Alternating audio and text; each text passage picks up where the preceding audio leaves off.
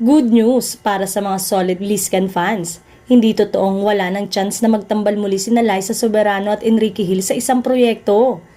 Mismong si Enrique na ang nagsabi na game pa rin siyang makakolaborate ang dati niyang ka-love team sa susunod niyang mga proyekto. Sa naganap na press con para sa entry ni Enrique sa Metro Manila Film Festival 2024 na natanong ang aktor kung sino-sino pa ang gusto niyang makatrabaho in the future. Nasa Amerika pa rin ngayon si Liza para sa i-push pa ang kanyang international career na nagsimula na nga matapos niyang gawin ang Hollywood movie na Lisa Frankenstein kasama si Catherine Newton.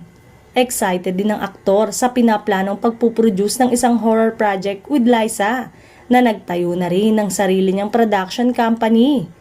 Sabi pa ni Enrique, tuloy-tuloy pa rin ang kanyang pagbabalik sa showbiz with his MMFF 2024 entry na Strange Frequencies, Taiwan Killer Hospital na isang suspense horror. Bukod dito, ibinalita rin niya ang kanyang comeback teleserye na isang rom-com. Magsisimula raw silang mag-shooting next year. The one I'm doing next is TV series. I will be back. It is a super fun.